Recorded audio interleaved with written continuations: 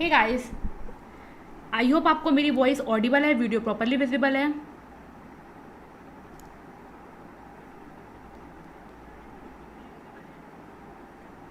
Okay, तो चलिए फिर फटाफट सेशन को स्टार्ट करते हैं। जैसे कि आप देख सकते हैं, आज हम कवर करने वाले हैं पेपर 1 का यूनिट 3। तो मैं आपको 10 इंपॉर्टेंट एमसीक्यूज करवाऊंगी और हम इसके रिगार्डिंग जितने भी इंपॉर्टेंट पॉइंट्स हैं उसको समझने की भी कोशिश करेंगे विद डिटेल्स। तो आइए अपना आज का पहला क्वेश्चन देखते हैं। उससे पहले सेशन को लाइक कर दीजिए, शेयर कर दीजिए। आपके जो भी दो जैप कैब इन सब की प्रिपरेशन कर रहे हैं, स्पेशली जैप की प्रिपरेशन कर रहे हैं, आप उनके साथ फटाफट इस वीडियो को शेयर कर दीजिए, जिससे कि उनको भी इस क्लासेस के बारे में पता चल सके। तो अपना आज का पहला क्वेश्चन देखते हैं। क्वेश्चन क्या है? The negotiable instrument which is traded on stock exchange of another country but represent security issued by foreign listed company is called participatory notes, letter of credit, depository receipt और cross listed stock. I hope आपको question clear है। यानी वो negotiable instrument जो क्या होता है, किसी बेसिकली दूसरे देश के स्टॉक एक्सचेंज में क्रिएट किया जाता है, बट वो लिस्टेड कहीं और होता है। हम इसको थोड़ा डिटेल में समझेंगे। तो देखिए, यहाँ करेक्ट आंसर क्या है? यहाँ करेक्ट आंसर है option number C, that is depository receipt. अगर मैं आपको depository receipt simple C language में समझाऊं तो क्या है, देखिए। सपोज एक इंडियन कंपनी है, हम एग्जांपल ले लेते हैं इन्फोसिस। इन्फोसिस क्या है? इन्फोसिस डॉलर में फंडिंग रेज करना चाहती है, ठीक है। वहीं एक फॉरेन इन्वेस्टर है, सपोज फेसबुक, मार्क जुकरबर्ग, वो इंडिया में किसी कंपनी में इन्वेस्ट करना चाहते हैं। इन्होंने ये बात अपने ओवरसीज डिपॉजिटरी बैंक को बताई, यानी अपने बैंक को बताई है, और इन्फोसिस ने ये बात अपने डोमेस्टिक कस्टोडियन कौन होता है? जो शेयर्स वगैरह रखता है, किसका? सपोज इन्फोसिस का। अब इनको ये बात पता चली, इन्होंने ये बात इनके साथ शेयर की। इन्होंने बोला कि हमारे पास भी एक कंपनी है जो इन्फोसिस हमारी है, वो बाहर से पैसा रेज करना चाहती है। ये इन्फॉर्मेशन इनके पास गया, ये इन्फॉर्मेशन इनके पास गया, और इन्होंने इन्फोसिस में क्या किया? इन्होंने इन्फोसिस में पैसे लगा दिए। तो डिपॉजिटरी रिसिप्ट क्या होता है? डिपॉजिटरी रिसिप्ट बेसिकली जब कोई फॉरेन इन्वेस्टर किसी और देश में जो कंपनी लिस्टेड है उसके शेयर्स में इन्वेस्ट कर रहा है, क्या? किस फॉर्म में? रिसिप्ट के फॉर्म में, तो वो कहलाता है डिपॉजिटरी रिसिप्ट। डिपॉजिटरी रिसिप्ट आपको 3 टाइप की देखने के लिए मिलेंगी। एक मिलेगा ADR, that is American depository receipt. एक मिलेगा आईडीआर, इंडियन डिपॉजिटरी रिसिप्ट, और एक मिलेगा GDR, global depository receipt. ADR American depository receipt जो भी यूएस स्टॉक में कंपनी रजिस्टर्ड होती हैं वो इशू करती हैं। आईडीआर जो इंडियन स्टॉक एक्सचेंज में कंपनी रजिस्टर्ड होती हैं वो इशू करती हैं। और जीडीआर जो global specially European stock exchange की जो कंपनीज होती हैं वो इशू करती हैं।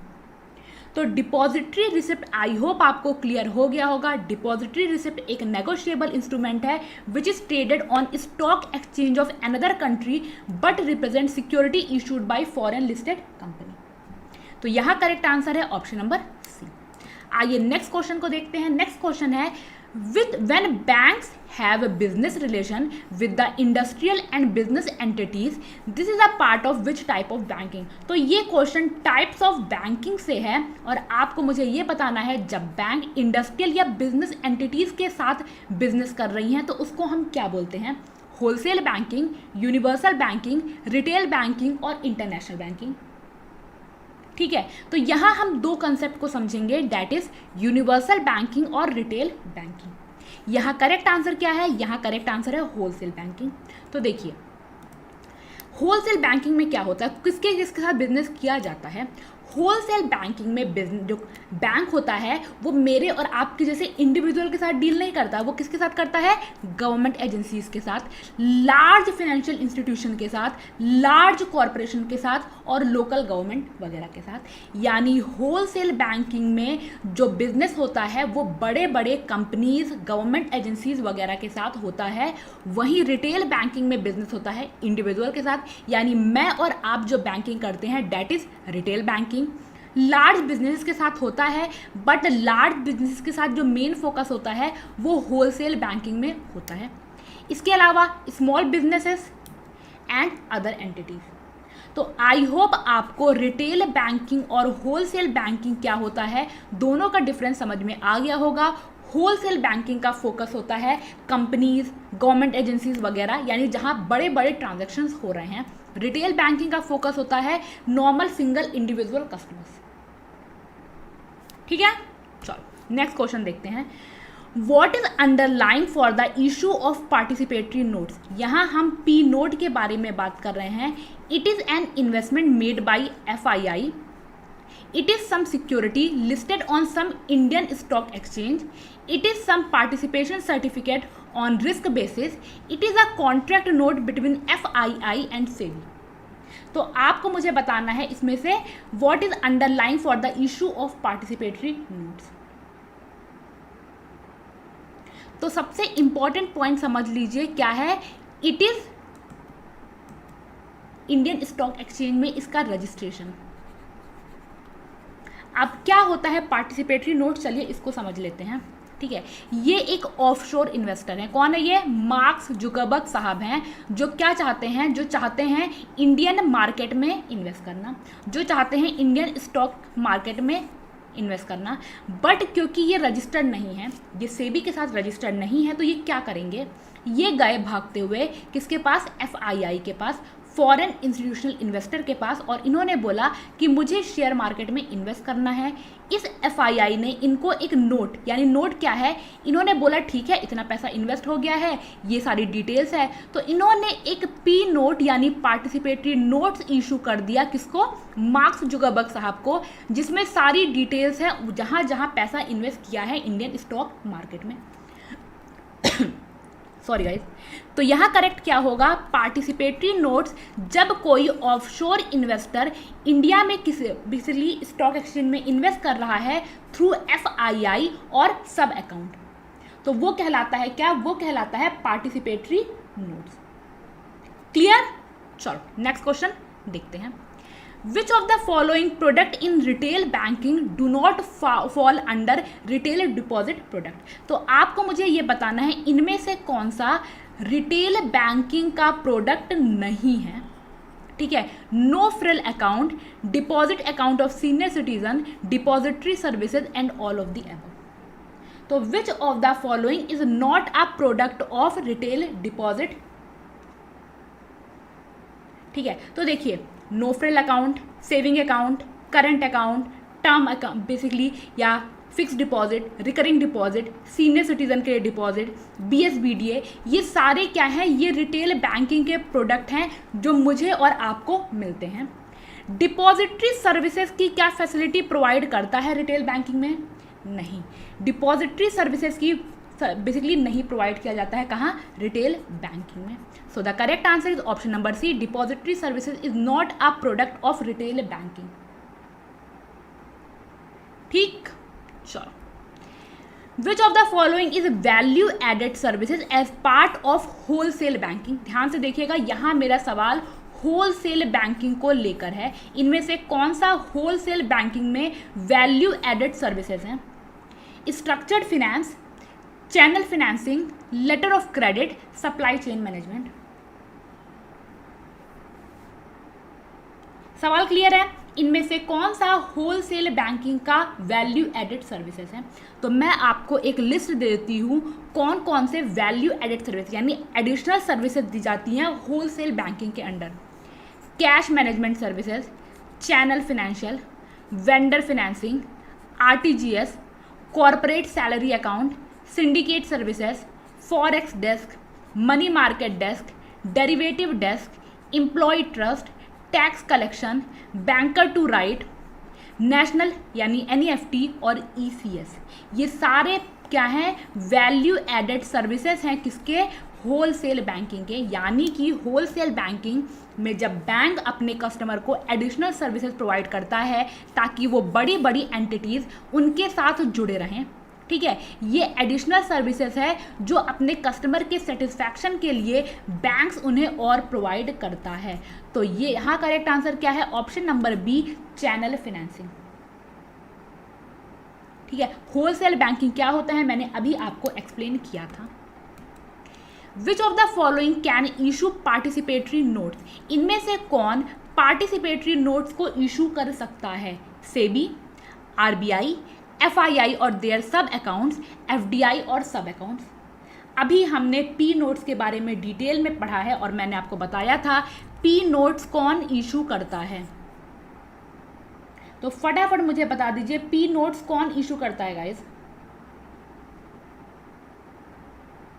ठीक है, पी नोट्स इशू करता है एफआईआई और देयर सब अकाउंट्स, यानी करेक्ट आंसर हो जाएगा option number C. Okay, foreign institutional investor, अभी हमने इसके बारे में डिटेल में पढ़ा हुआ है।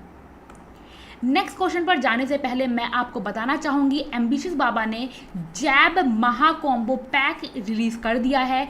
यहाँ आपको पेपर 1, पेपर 2 और पेपर 3 तीनों के लिए वीडियो कोर्स, मॉक टेस्ट और कैप्सूल पीडीएफ अवेलेबल होगा। अगर आपने इन तीनों को अच्छे से कवर कर लिया तो आपको अपकमिंग जैब एग्जाम में कोई भी दिक्कत नहीं होने वाली है, आप इजीली जैब को क्रैक कर लेंगे।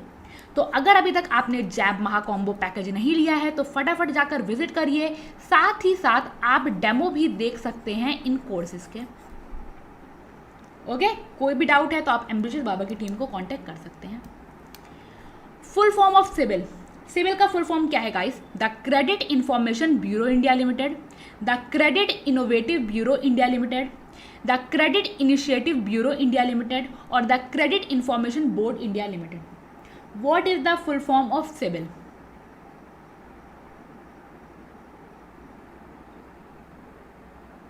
ठीक है, तो अगर हम यहाँ सिविल के फुल फॉर्म की बात करें तो the correct answer is the credit information bureau India limited. ठीक, सिंपल है, इसमें कुछ मुझे आपको एक्सप्लेन करने की जरूरत तो नहीं है। Dash facility enables Indian exporter to extend term credit to importers of eligible goods at the post shipment age. Term credit किसको जा रहा है? ये जा रहा है इंपोर्टर्स को पोस्ट शिपमेंट स्टेज में। उसको क्या कहा जाता है? Suppliers credit, term deposit, bank guarantees, exporter packaging credit. ठीक है, तो जब कोई इंडियन एक्सपोर्टर अपने इंपोर्टर्स को जो ओवरसीज हैं उनको पोस्ट शिपमेंट यानी गुड्स भेजने के बाद वगैरह जो भी पैसे लोन प्रोवाइड करते हैं उसको क्या बोलते हैं? उसको बोलते हैं suppliers credit.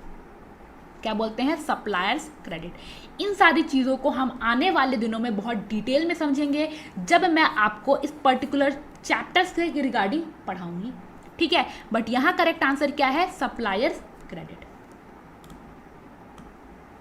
Dash are also called offshore derivative instrument. इनमें से किसको ऑफशोर डेरिवेटिव इंस्ट्रूमेंट कहा जाता है? Promissory note, participatory notes, public notes और policy notes. Dash are also called offshore derivative instrument. फटाफट मुझे इसका आंसर कर दीजिए। एंड ऑफशोर डेरिवेटिव इंस्ट्रूमेंट इनमें से किसको कहते हैं? अभी हमने पी नोट्स के बारे में पढ़ा है, so the correct answer is participatory notes. And ये है हमारा आज का last question. Banking services catering to cross border transaction is called. जब बैंकिंग सर्विसेज क्रॉस बॉर्डर में दी जाती हैं तो उसको हम क्या बोलते हैं? Universal banking, international banking, wholesale banking, none of this. तो देखिए होलसेल बैंकिंग क्या होती है मैंने आपको एक्सप्लेन कर दिया। ठीक है, जब बैंकिंग सर्विसेज कहीं भी प्रोवाइड की जाती है, क्रॉस बॉर्डर प्रोवाइड की जाती है, तो वो कहलाता है यूनिवर्सल बैंकिंग। यहाँ एक टर्म एक्सप्लेन करने को रह गया है, डैट इज इंटरनेशनल बैंकिंग। तो चलिए इंटरनेशनल बैंकिंग को थोड़ा सा समझते हैं। Suppose Microsoft and in American company is functioning in London. It is the need of fund to meet its working capital requirement. In such scenario, Microsoft can avail the banking services in form of loans, overdraft or any other financial services through banks in London. Here the Residential Bank of London shall be giving its services to an American company. क्या बोला जा रहा है देखिए, Microsoft जो कि US की company है वो अपना काम कहाँ कर रही है? लंदन में कर रही है। ठीक है, अब लंदन में उनको अचानक से क्या हुआ? पैसे की ज़रूरत पड़ गई, वर्किंग कैपिटल रिक्वायरमेंट की ज़रूरत पड़ गई। अब उन्होंने लोन किससे लिया? उन्होंने लोन लिया लंदन बेस्ड बैंक से, यानी माइक्रोसॉफ्ट जो है वो यूएस की कंपनी है और उसको लोन दे रहा है कौन? लंदन का बैंक। यानी कि जब कोई कंपनी किसी दूसरे देश में जहां वो काम कर रही है वहां के किसी बैंक से लोन वगैरह लेते हैं तो उसे हम बोलते हैं international banking. So the correct answer यहाँ आपको मैंने बता दिया था यूनिवर्सल बैंकिंग है, बट मैंने आपको universal banking, retail banking, international banking, इन सब के बारे में, होलसेल बैंकिंग वगैरह के बारे में बता दिया है। तो ये टाइप्स ऑफ बैंकिंग है जो यहाँ का मेन फोकस इस चैप्टर का था, यूनिट 3 का मेन फोकस यही था।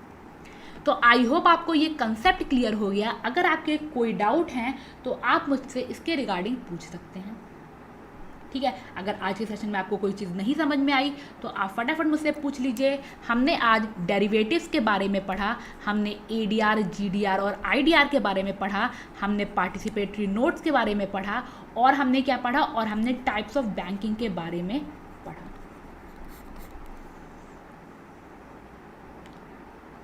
ओके, अगर आपके अभी भी कोई डाउट रहते हैं तो आप मुझसे कमेंट बॉक्स में भी इसके बारे में पूछ सकते हैं।